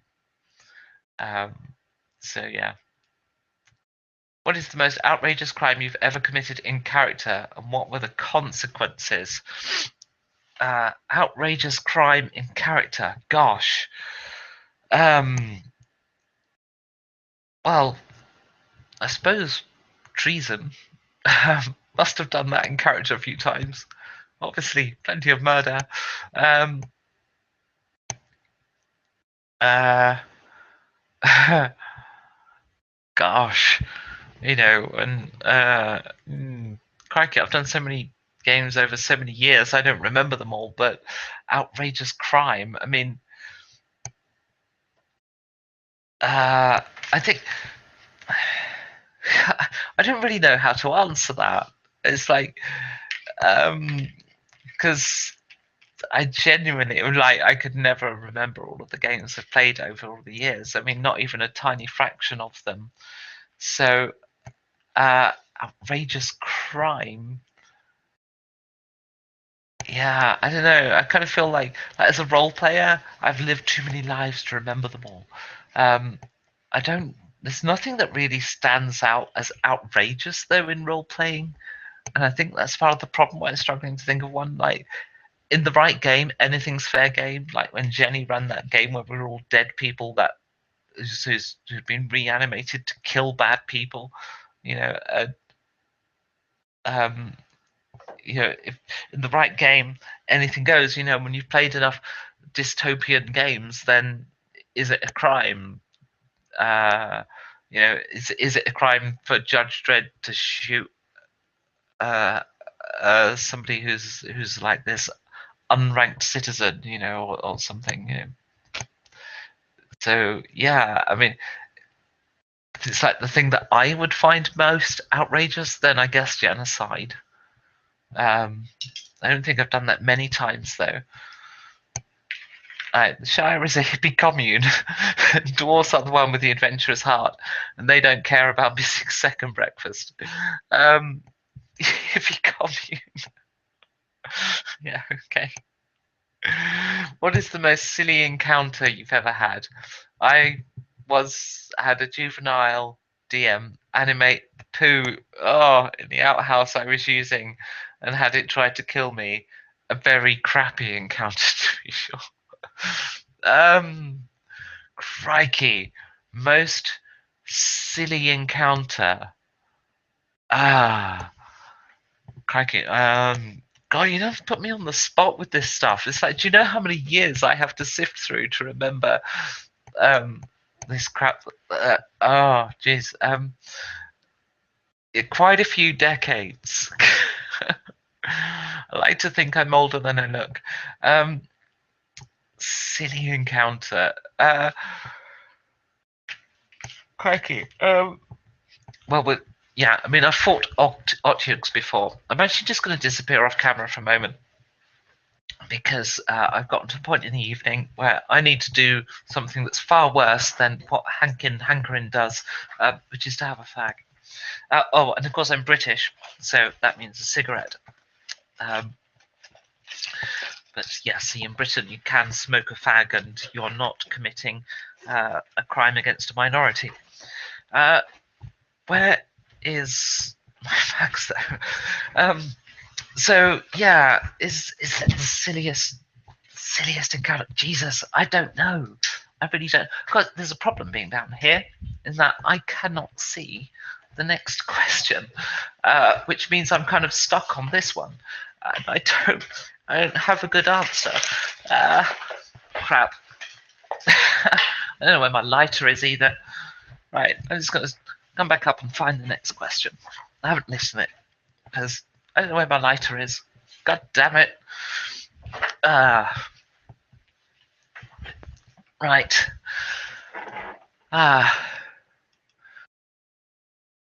You're a girl, right? No fens, if not, or if. What does that fucking say? You're a girl, right? No fens, if not, or if. I can't understand your words. How far can you go with doing stuff on the PC's background without telling them anything? Example, the PC's girlfriend, father, sister is kidnapped by X. There is a real chance that they will die. And then somebody else got in before you finished typing. What are some things you would give plain touched races like tieflings, Aasimar, etc., to give them more exotic appearance? Whatever you fucking like. I had a tiefling say, "Can I start? Can I come from Stygia?" Actually, no, we rolled the level of hell. We got the D10 out or D9 out and rolled which level of hell he started on. He got Stygia, so we changed it. Instead of fire resistance and hellish rebuke, he got cold resistance and blue skin and a sort of cold version of hellish rebuke. So yeah, change to your heart's content. It's perfectly okay. As long as you swap like for like, don't go giving loads of extra powers. Putting you on the spot, I'm drawing from my own experience back to the mid-70s. Yeah, right. My experience doesn't quite go to the mid-70s. That's when I was born. Um, but I have done an awful lot of drugs since when I started and now. How can I be fair without telling them what will happen, but still have direct consequences? Oh, this is the murdering relatives. Um, well, look, the background character, it's not a player character, right? It's a story hook, right? That's one of the things we generate our backgrounds for, is to create hooks and things that the GM can use. I often do it. I try and generate fresh hooks for GMs to use all the time, because I love it when GMs are writing stories and directly involving my character. I'm just going to light this fag now. There we go. Everything I said about everything I said about Hank's, um, presentation of alcohol out the window now, because I'm smoking a fag. So yeah, I mean, give an example. Jenny's campaign uses Obsidian Portal, which is this like wiki type site to and one of the things you can do is you can log what happened in your adventure. So when it came to after the first session, and she's asked the characters to write a bit, write what happened from their perspective. I decided that what I'd do is I'd keep it in character. I wrote a letter from my character to a previously unintroduced character, the chairman of the Clockwork Poets Society. And that letter explained some of what happened in the session and introduced a story hook for Jenny to either use or not use, her choice. She doesn't have to use it. Now that sister, brother, father, whatever, on that character's background, those are just potential story hooks. Now as a GM, you can either use that or not. It's up to you. They're not for the character, they're for you. The character can use them in terms of how they role play, in terms of their interactions. They can draw on that. They can talk about childhood experiences playing in the mines with the brother or whatever. But that taking that character away doesn't remove that role playing opportunity for them. They've still got that background, right? The current and the future is for you as a GM to fuck up as you please, because those are hooks for you to use. And I now wish I could see the next question. I can't, unless I break a rule. I either leave a fag burning in the kitchen, or I take a fag upstairs. That's not going to happen, so I'm going to put this out. Right, that's half a fag. Okay, that'll keep me going. I'm on my way back to see the next question.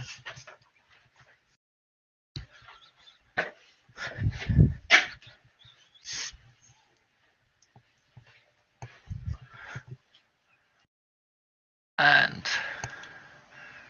here it is. What are some of the best ways to bring the party together without falling back on the cliched, so you all start in a tavern? Do you do it all at once, or have a few of them meet the rest later on? Right, there are two ways that I do it. The first is in the backgrounds. If their backgrounds generate a connection that seems logical and stuff, great. However, you won't be able to link all your players like that. But I never start adventures in a tavern. I usually start with an explosion. If you don't need the characters to all know each other to be in the same place, and arguably it can be up to the players to put themselves in whatever place, or you can do it as I did in my Brawlers game and say, right, you've all joined this legion called the Brawlers, or the Pharaoh's Elite Guard, and then there's a fucking explosion, right? Because I like to start off with some action that allows the players to get straight into it. Just start off with the mysterious stranger in a tavern. That's just, it is cliched, and we've all done it so many times. And to be honest, it's not actually that interesting an encounter. Even the first time, it wasn't that interesting. So, yeah, I'd rather get straight to the juice and start off with a bang or a cart chase. You're on a cart, you're on a trade wagon, and it's going downhill, and the it's become detached from the horses or the donkeys or the oxen or whatever was towing it, and you're going downhill, all of you on this cart, and at the bottom of the hill there's a T junction with a house opposite, and there's a fruit stall just around the corner, on the side of the road. Okay, what do? you know, you're gathering speed. Just start them off in a predicament. Um, yeah, that's how I do it. I just put them in the same place, but create the circumstances to bond them right there. Come on, next question, computer. Pegasus or unicorn? Personal favorite. Uh, it's an interesting question because, like, I kind of, unicorns are this kind of classical creature, uh, and unlike the Pegasus, did actually exist, but not as we understand it. If you have a look in medieval bestiaries, you'll find an entrance for the unicorn. It was a goat-like creature found in India with a black body and a red head, and the horn was known to have aphrodisiac properties. So um, they got hunted to extinction, but they are in medieval bestiaries. So yeah, it was a real thing. Pegasus, far more a cooler thing. It can fucking fly. But then, why can't a unicorn fly? It just does it on fairy dust, right? Uh, I hate heights. I don't know. There's like I find more uses for Pegasuses in games or Pegasi in games. Like when I did the thing with the flying city being towed by 200 Pegasi chained to it. Couldn't do that with unicorns. You could fly to another planet with a Pegasus. You can't do that with a unicorn. I suppose you can. Um, Unicorns could do anything, especially Charlie the unicorn. Um, What's my favourite? I've got to go for unicorn. It's the shitter of the two, but yeah. I once sponsored a clothing optional DM game at a game club. It generated a lot of interest and a big turnout. However, most were disappointed that we all opted to wear clothes. Did they know what kind of role playing it was?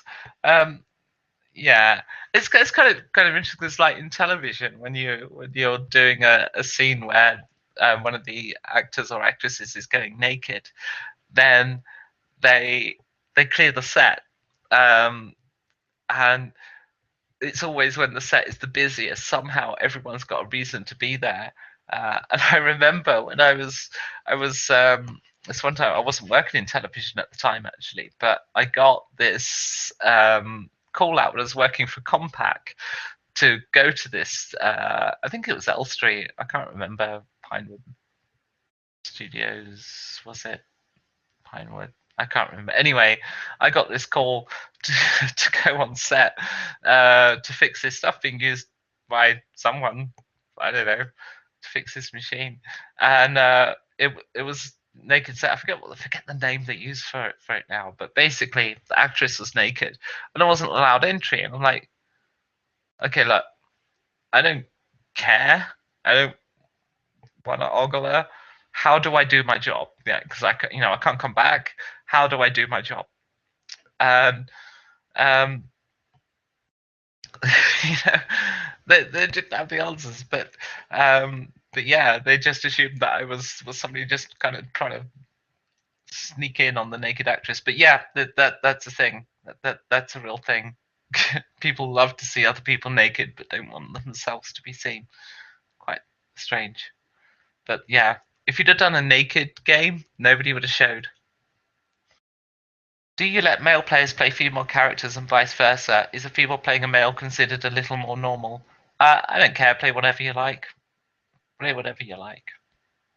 Um, the I think I have no rules on this. Like you just whatever you feel like playing is fine. Um, I think generally speaking, I don't think cross-gender characters are usually played that well. Because no matter what you do, you can't take the player out of the character completely. But you know, whatever. I'm yeah, I have no rules on that. Do what you like. Um, I don't think it really matters. And at the end of the day, gender is not a brilliant thing anyway. So uh, yeah, whatever floats your boat. So I think we're about done because like I'm really tired. What time is it? It's 20 to 10. I'm about done. I'm quite exhausted. So I've had a lot of thank you for all your questions, everyone who's watching the stream. We've had more viewers than I get my live games. I am doing a live game tomorrow night. So if you tune in tomorrow about 8:30 GMT time, you'll see me GMing a game for Mark, Phil, and possibly new player Jenny. Unfortunately, can't be there this week. So I'm going to kill a character. um, so yeah, hopefully I'll see you guys tomorrow. No, thank you for tuning in and asking questions and stuff. It makes the show. I didn't get much painting done though. I did intend to paint more than this. got a lot of questions again. It's awesome. I love getting the questions because it's it makes for a better show than sitting there watching me paint stuff. But I do need to finish this dungeon for the end of the month because my other scenery isn't showing up. So I'm having to make the reason I'm suddenly pushing on the because I've been doing this Necropolis now for months, just sort of casually as and when, do an hour here and an hour there. Really wasn't making good progress, and then my the game that I over Christmas I basically I backed a Kickstarter for this terrain, and it was supposed to be delivered at Christmas, and uh, at the same time as the scenery which inspired the whole campaign was supposed to be delivered from Kickstarter, even though the campaign was a year old and coming up to its finale, and neither of them are here yet. So I'm just trying to knock this scenery out as quick as I possibly can because I've got to get it ready for the end of the month. Which is this is to say that this is a new purchase and I'm really chuffed with this. Really happy with how that's come out. And as I say, despite being Games Workshop, not that expensive. It retails at £30. My friendly local gaming store did it for 25. Usually he charges more when he sees me, but as I said, I think he must have got laid. But it's a cool thing, and it's I really like that. I've ordered another GW piece. They've got this baleful gates thing, which look like really cool portals because the original Kickstarter, the one that inspired the whole game, had a portal in it, a magic circle type Stargate style portal. And it's like I haven't had a portal for the entire game. I have my players traveling between planets and I'm having to do it without portals because I haven't got the scenery. So I've finally ordered some alternatives, Games Workshop ones.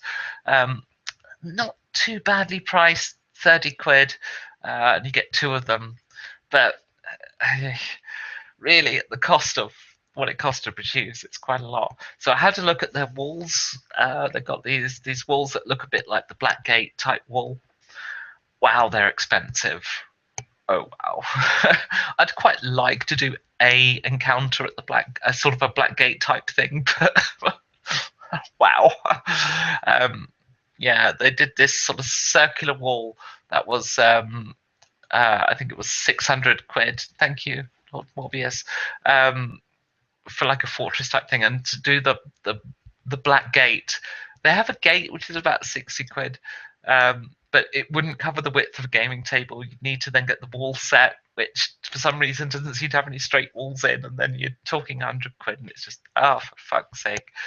And then you look at it, and it's 4 sprues of plastic. That's like 20p. You're charging hundreds of pounds. Holy fuck, that's expensive. But anyway, yeah, so hopefully I'll get this finished. Or what's going to happen is I'll get this finished, and then my intended scenery will turn up, and I'll be like, oh, for fuck's sake. Anyway, ta-ra. What screen? That screen. Okay, bye.